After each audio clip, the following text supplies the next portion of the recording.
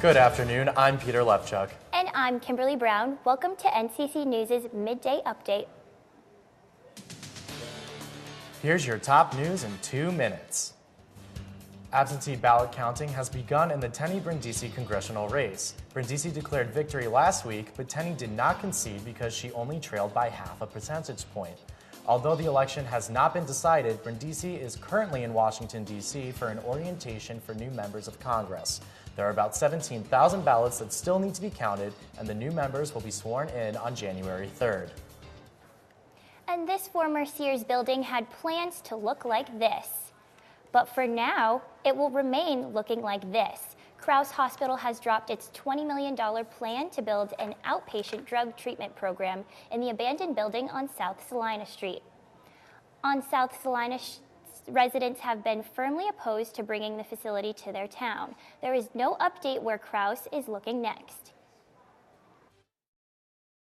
Next year's State Fair, wait no further. The New York State Fairgrounds will host Winter Fair 2019, an event that is promising to be just like the New York State Fair, but indoors and in the middle of winter.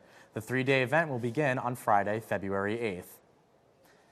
The city of Syracuse has collected nearly $1.5 million in overdue property taxes, all because Mayor Ben Walsh wrote handwritten letters to people with tax liens on their homes. The notes were meant to send a message that the letters are personal and worth reading. County Executive Ryan McMahon joked on Twitter, saying that he will soon be sending a letter to Shoppingtown Mall. Solvay police are investigating after 3 houses were hit by gunshots on Tuesday morning. The witnesses say that they saw a white Buick sedan speed away from the area, with a person shooting from the passenger seat. Authorities are asking anyone with information to call the Solvay Police Department at 315-468-2510. And in less than a month, there will be a new chief of police in Syracuse. Kenton Buckner will take over the department on Monday, December 3rd. Current chief of police Frank Fowler's last day is this Friday. With the first round of snow still coming down, it's hard not to want to fast forward to the holiday season. But for one group at Syracuse University, they get to show off their Christmas spirit at one of the most renowned stages in the world.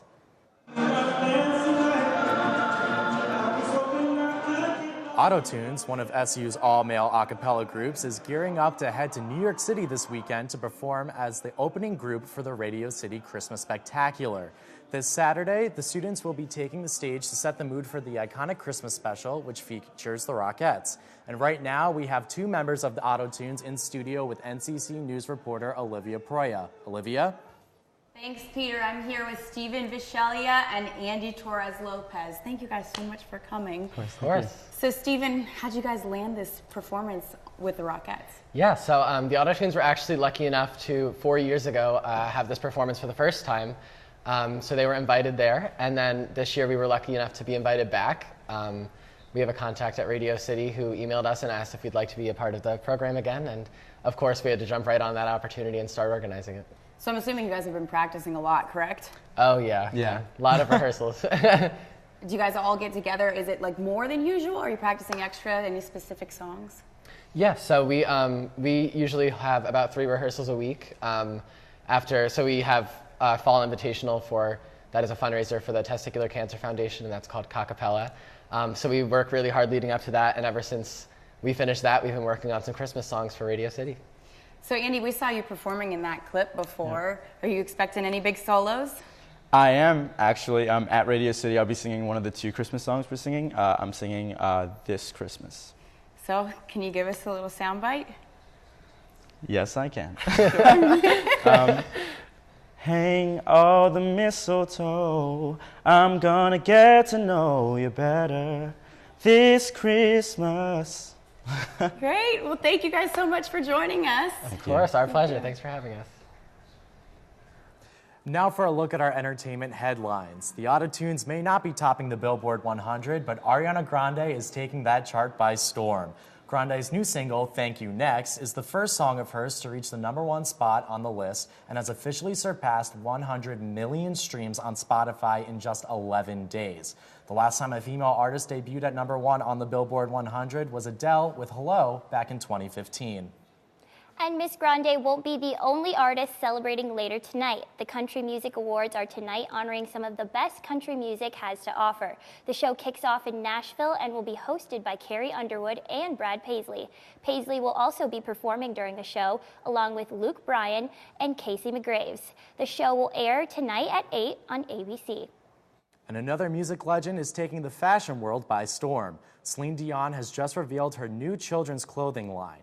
The Canadian superstar partnered with clothing line Nunu and features over 70 items that are exclusively gender neutral. Dion says she created the line so children can discover who they truly are. Well, Kim, I've already pulled out my heavy winter coat because it's getting cold outside. Yes, me too, and we have weather reporter Rashika J. Prayar braving the cold to give us a quick update on what we can expect for the rest of the day. Rashika? Hi, Kim. Hi, Peter. I will say I am braving the cold. It came out of nowhere. It's a really, really cold, 27 degrees, but it feels even colder. We're just starting to see the first patches of snow on the ground, and everyone around here is all bundled up and just ready to take on the usual Syracuse winter. We will also be seeing more of the typical winter activities that you would expect coming up, of course, with more snowplows going into business, and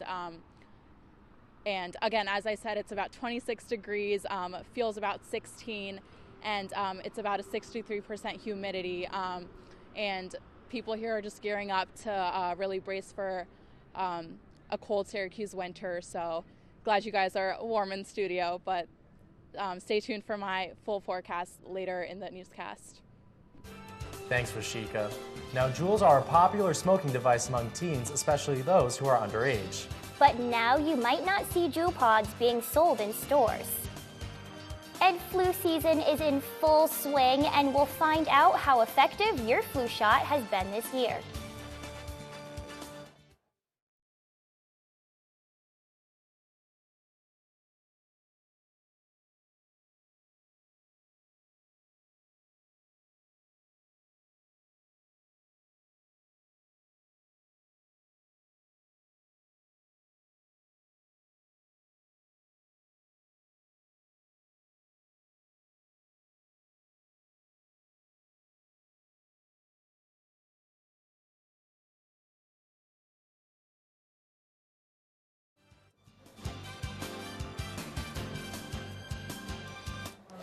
If you've seen one of these flash drive devices, there's a good chance it's a Juul.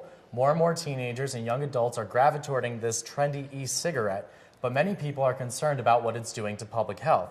NCC News reporter Rashika JPR is here to tell us how the brand is responding and becoming a little more bland. Rashika? Yes, thanks for having me in studio, guys. So I've been following the story all day, and it's really interesting. Juul has about 70% of the e-cigarette market share in the U.S., so it'll be really interesting to see how this new policy will affect their sales. The new thing that they're doing is they're stopping social media.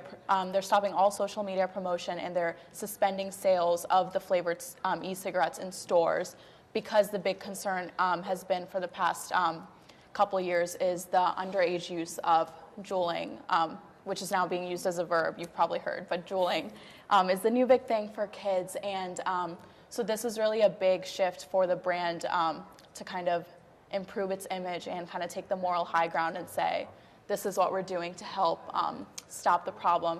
And I actually spoke with an advertising expert here in Syracuse who told us a little bit more about why they made this decision. Doing the right thing here, both for, I think, for society and ultimately for their business. Mm-hmm. So if I take the moral aspect out of it, that we've got basically kids smoking something that might be slightly better than cigarettes, they want to avoid what's happened to cigarette advertisers. Mm-hmm. And there's been a complete ban pretty much on most cigarette advertising. Yeah. And I think they want to stay, if you will, one step ahead of the law. All right, very insightful. Thank you, Rashika. And so what does this mean for teens who are juuling? Do you think that it's going to help stop the underage juuling, or are kids going to keep doing it? I think there are going to be a bit more, they're going to be stricter in terms of verifying your age. So that's hopefully one of the better things that will come out of this new policy. So we'll be following that story closely. Awesome. Thank you again. Thank you.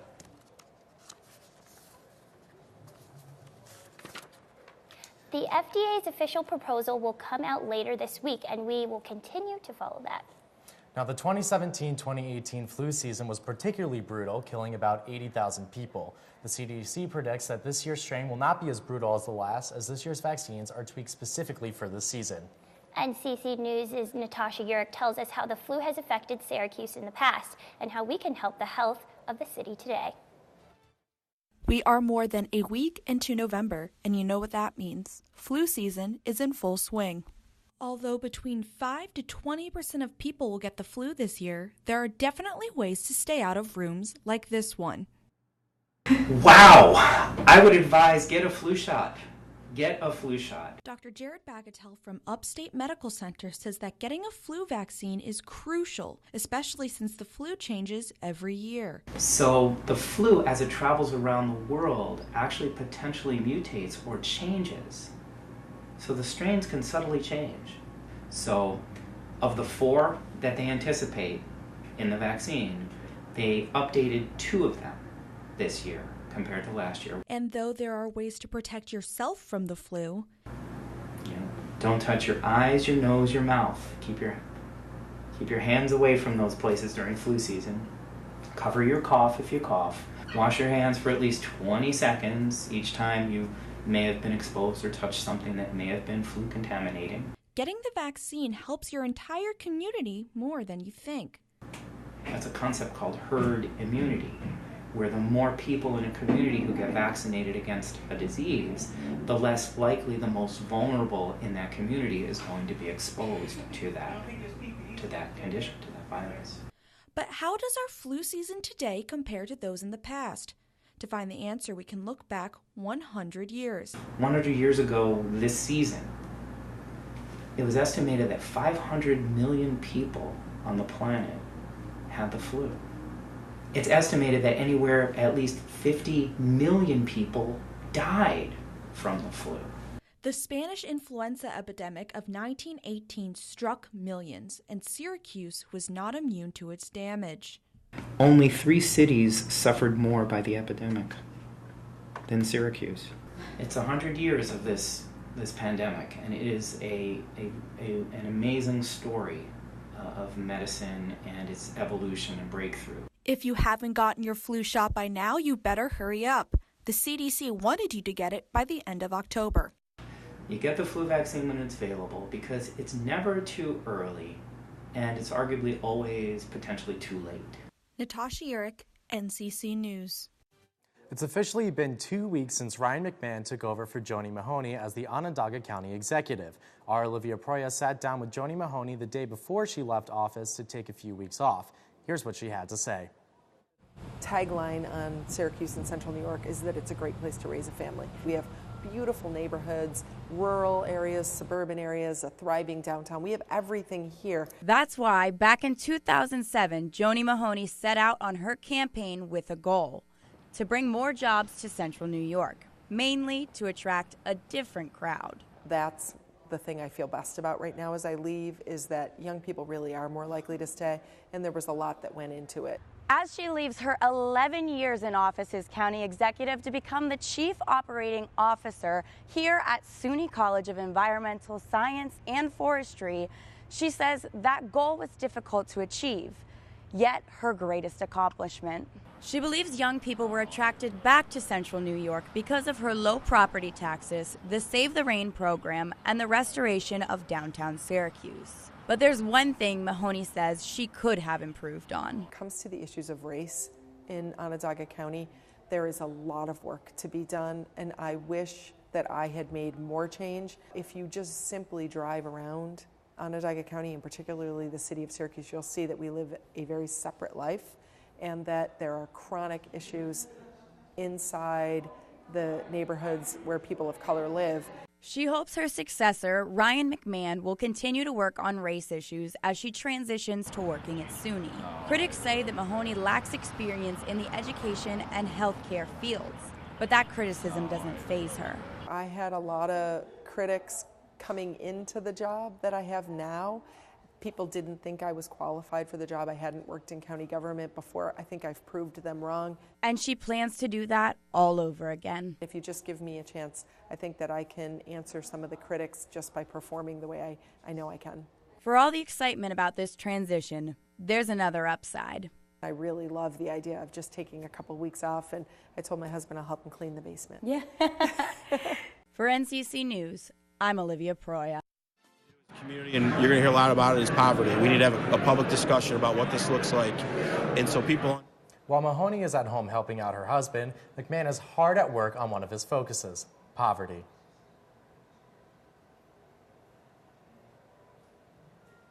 After finishing As a community, and you're going to hear a lot about it, is poverty. We need to have a public discussion about what this looks like, and so people understand the issue. After finishing this term, McMahon plans to run for county executive in next year's election. We have an update on how international trade affects us right here in central New York. Back in September, I broke down how the China tariffs will affect us with Ravi Darwarkar, who's the chair of the management department at Syracuse University. He told me that the China trade war will really only cost central New Yorkers more when it comes to their shoes and cell phones. But he says the renegotiation of NAFTA will actually affect central New Yorkers more.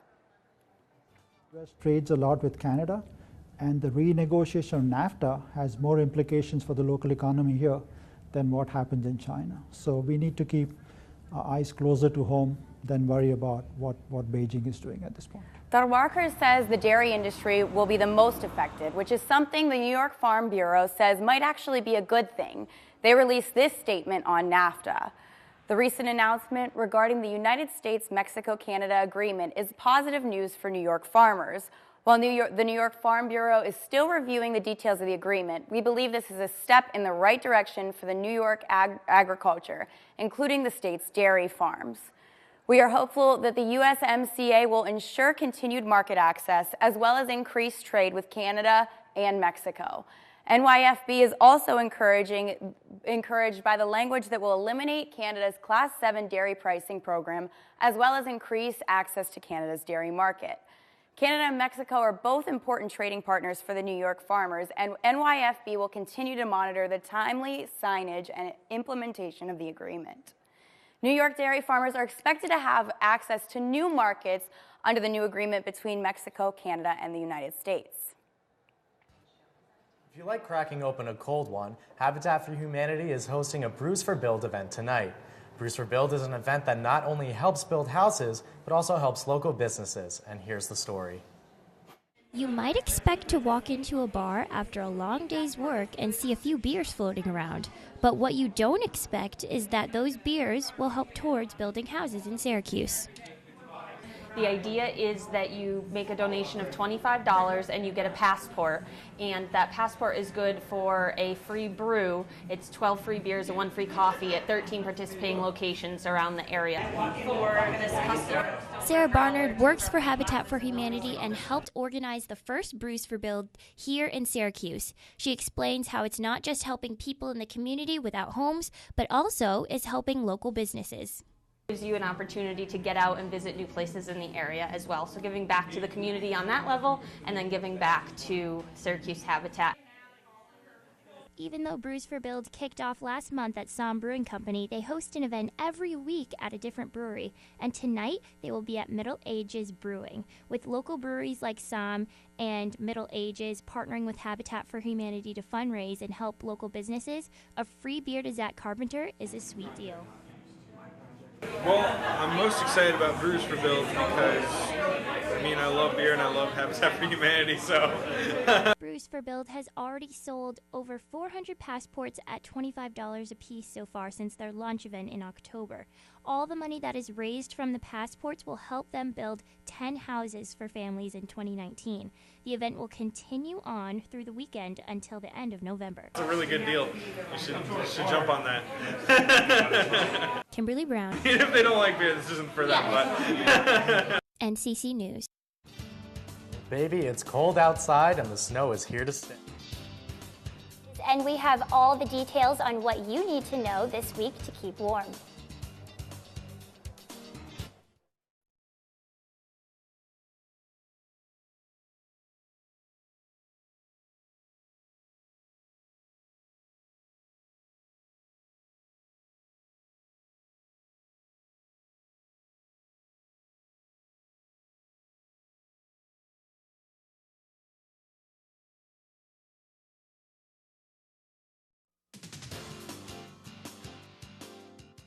If you take one look at Syracuse basketball's undefeated record, you may think this team is perfect. The Orange is currently 2-0 and holding opponents to 52 points per game. While it doesn't hurt to start the season off with 2 wins, this team still has room to improve. Coming up later, we'll break down all the positives and the negatives of Syracuse basketball so far this season. We have everything from Tyus Battle struggling to get going on offense to O'Shea Brissett showing NBA scouts that he should be a first-round pick in this year's draft. The Orange travels to the Big Apple to take on UConn in their next contest at Madison Square Garden for the 3rd year in a row. The previous 2 meetings between the teams have been decided by less than 10 points. What does Syracuse need to do to come out on top? We'll tell you what we think coming up on NCC News. Now, if you're panicking about your Thanksgiving feast next week, a church here in Syracuse has you covered. That's right. The River of Life Church in Syracuse is continuing its tradition of giving away free turkeys to families here in Syracuse. For the 14th year, the church is planning on its largest distribution with 500 families walking away with a free turkey. The giveaway takes place this Saturday and doors open at 9 a.m. Now, Kim, I'm not a big turkey fan, but I want to know what's on your plate for Thanksgiving this year. Honestly, not sure. My mom usually cooks. I'm not a cooker, so whatever she wants, I'll eat. Awesome. Well, thank you for tuning in to NCC News Midday Update. I'm Peter Lefchuk. And I'm Kimberly Brown. Make sure to tune in to NCC News for our full newscast at 4. Have a good day.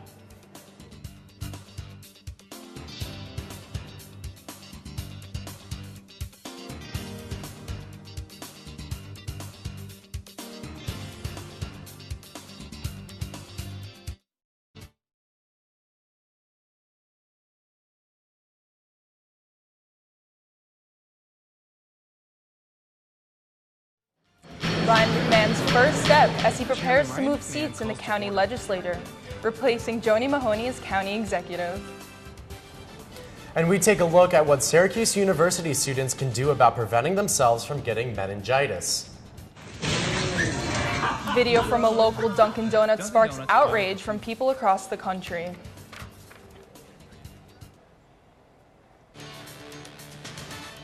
Video from a local Dunkin' Donuts has gone viral. Take a look. The Dunkin' Donuts on North Salina Street is facing major backlash after a video showed an employee dumping water on a homeless man. The video was posted to Facebook Sunday night and has gone viral, racking up almost 5 million views. NCC News' Kimberly Brown has more on how this local incident turned into a nationwide outrage. This video has shocked people not just locally, but all over the country. Everyone seems to be talking about this incident, and media coverage has extended from coast to coast. The New York Times, Fortune magazine, and the Huffington Post are just a few of the New York-based publications that were reporting on what happened at the nearby Dunkin' Donuts.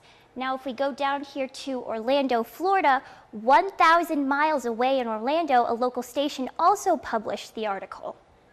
And if we go all the way to the west, in Montana, an article was posted there as well. And lastly, it reached all the way to Las Vegas. Syracuse has also reported on the incident. The Woloch Group, which owns the Dunkin' Donuts on North Salina Street, says that the actions of the employees involved goes against their core values and that they have been fired. The Syracuse Police Department has sent the homeless man's assault case to the district attorney for further review. And this just in, the Syracuse.com is reporting the man who dumped water has apologized. Ryan McMahon is officially the newest Onondaga County executive. His unchallenged appointment comes after Joni Mahoney unexpectedly announced her resignation just over a week ago. McMahon will finish Mahoney's term, and the seat will then be up for election in November of next year. One of the major issues McMahon wants to address is sewage infrastructure. The Onondaga County Legislature wants to borrow $9 million to fix the sewer overflow in Kirkville. While that money does not make a big dent in the county's $1.3 billion budget, millions more could be needed to fix other issues with the aging sewage system. McMahon's priorities also include poverty and economic development. A Syracuse University student is now home due to being diagnosed with meningitis. NCC News reporter Kimberly Brown got students' reaction and how they can best protect themselves from the illness. when I was younger talked about it, and also a kid from my hometown got it once, and he was fine. You're always like, oh my gosh, I think I'm gonna die from it. What Rachel fears is correct. You can die from meningitis, the disease that affected one student so far on the Syracuse University campus. Meningitis causes swelling in the brain and then moves to the spine. In a mass email that was sent from the school, it said they were even working with the Center of Disease Control about the matter. But I talked to Dr. Nick Proya about what steps you can take to protect yourself from catching it. But most importantly, evacuate the air that's there, open the doors, open the windows, get rid of the air that may contain those droplets. But for people like Rachel, catching meningitis is high risk. About the cochlear implants, and yeah, I definitely think that's scary because you're like, I definitely have a more heightened risk of catching this infection. For those at risk, like Rachel with an ear implant, are just staying cautious until further notice. Kimberly Brown, NCC News. To be safe, everyone should make sure to not share food or drink with anyone and always wash your hands. Thank you, Kim. Officials are trying to locate and arrest 41-year-old Deshante Waller. Waller was involved in a car crash on East Genesee Street on Tuesday. He's also wanted on a New York parole violation and has an active warrant in Georgia for failing to register as a sex offender. Waller is considered armed and dangerous. Anyone with information on his whereabouts can contact the U.S. Marshal Service at 315-473-7601. At Upstate University Hospital after she was allegedly shot in the leg last night near Hawley Avenue. According to Sergeant Helterline from the Syracuse Police Department, the unnamed victim was uncooperative with the investigation, so there is no suspect information and no motive identified at this time. New York dairy farms are a vital part of the state's economy, but a proposed trade deal has the New York Farm Bureau concerned about the future of dairy exports. The deal will open up Canada's $16 billion dairy market to U.S. exports. Many are worried that Canada will still be able to set their own price restrictions in the future, and that the new trade deal is essentially not changing anything.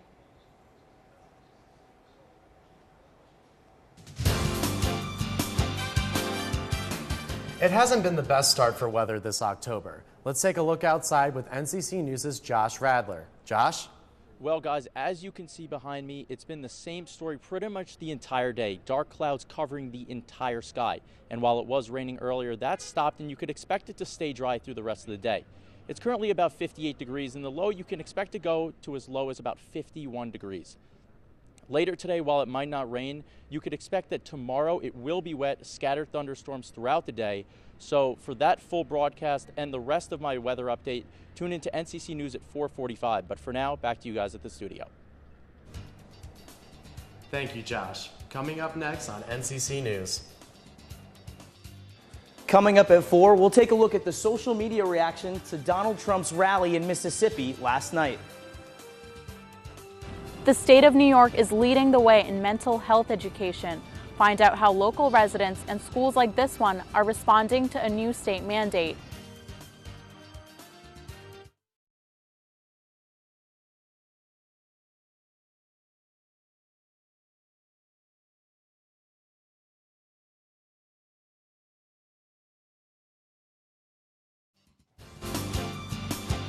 The Brett Kavanaugh nomination is still on hold as the FBI continues to investigate. Senators are anxiously awaiting for the results from an FBI investigation into Kavanaugh's previous relationship with Dr. Christine Blasey Ford. Meanwhile, Americans across the country are taking to social media to voice their thoughts. NCC's Jack Patel has more. Jack?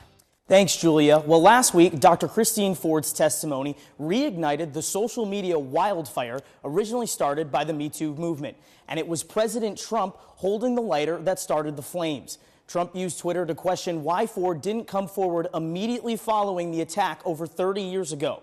Twitter users hashtagged why I didn't report with countless reasons why victims of sexual assault do not come forward. And last night at a rally in Mississippi, Trump poured gasoline on that fire by mocking Ford's testimony.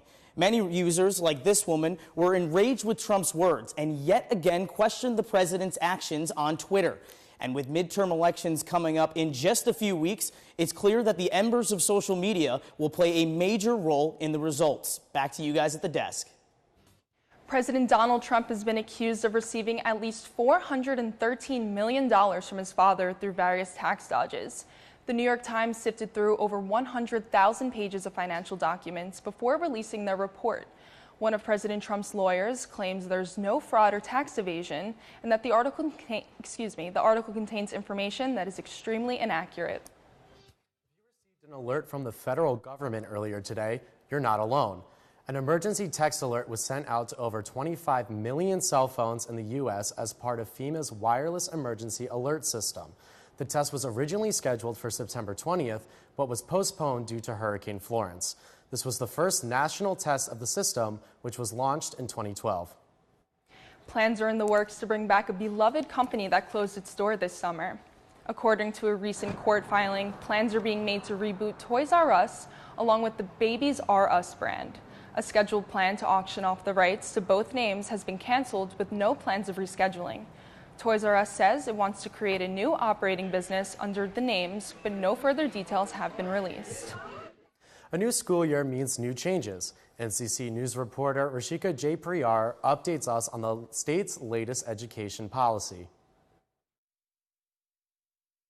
Change in the law doesn't mean change happens overnight. In July, New York implemented a statewide change in public school education, mandating schools to teach students about mental health. But translating the policy from paper to practice is still an ongoing process.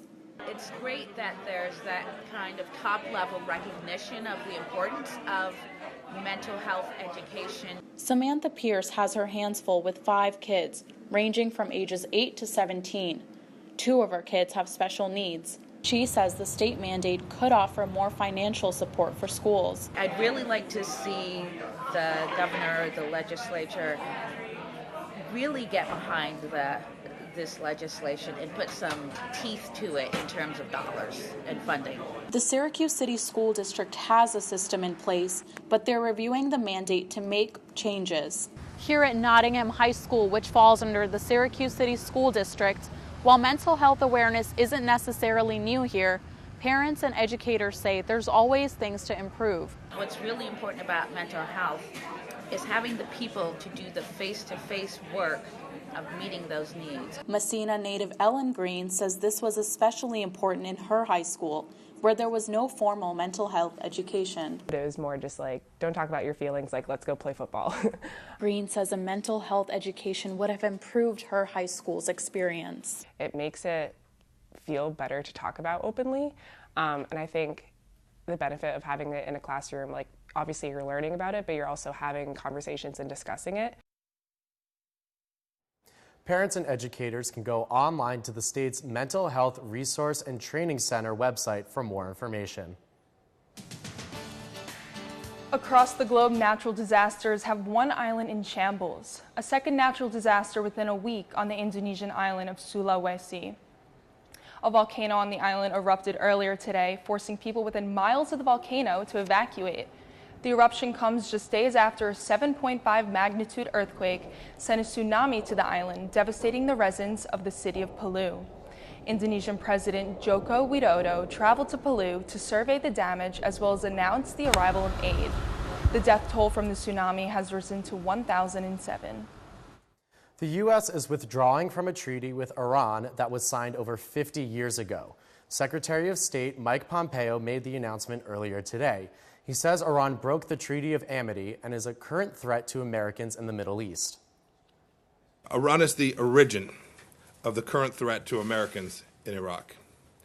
It is to blame for the attacks against our mission in Basra and our embassy in Baghdad. Our intelligence in this regard is solid. We can see the hand of the Ayatollah and his henchmen supporting these attacks on the United States. The withdrawal came after the International Court of Justice unanimously ruled for the U.S. to ease sanctions on Iran. We're always hearing that millennials are making something worse. But they're actually making something better. We'll tell you what after the break.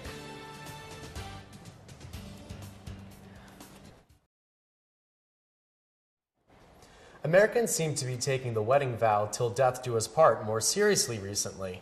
A recent analysis of marriage data shows divorce rates are down by 18% since 2008. And NCC News' Josh Radler says millennials are to thank. Thanks, guys. This new research says millennials, typically defined as people born between the mid-1980s and late 1990s, are the major reason for the decline. I spoke to one couple that says millennials aren't waiting until they say I do to experience some of what it's like to be married. Ben Cooper and Julia Pione are 20-year-old college students. They've been dating for nearly 2 years and just signed a lease to live together until they graduate. While people around them questioned their decision, Ben saw the commitment as a positive. I was talking to my parents about moving in with her next year. They were like, we're just old-fashioned. Like, I think it's that we're more comfortable with more things, and it's not weird to do more things and do different things that they did. And Now, in my left hand is a sample marriage license, and in my right, a picture of a typical college degree. Now, the study mentions a multitude of reasons why divorce rates are dropping across the board, but one of the biggest it talks about is education. While the baby boomers were more concerned with getting married at times than actually completing their education or pursuing a career, it's the exact opposite for millennials. They're taking more time to get their degree and in turn are pursuing their career and holding off marriage. While baby boomers were more comfortable getting married before gaining financial stability, research says millennial couples are holding off on marriage until one or both of the partners are happily employed. But if you ask Ben and Julia, they think the change all comes down to how hard their generation works at relationships. We praise each other a lot about the smallest things, but I really think that makes a difference. We also help each other, and we're there for each other and supporting anything we do, even if we don't agree with it all the time. We're still there at the end of the day. Ben and Julia both agreed that getting good jobs was an important first step in their post-grad relationship. They already share a bank account for when they travel and are considering joining the Peace Corps together after they graduate. I'm Josh Radler, NCC News. Thanks, Josh. And while the divorce rate across all age groups is declining, the rates are still increasing amongst people 55 and older. Starters for tonight's wildcard game announced. Oakland throwing the Yankees a curveball. Plus a first-time occasion for a team in its 81st year. We'll have it for you when we come back right here on NCC News.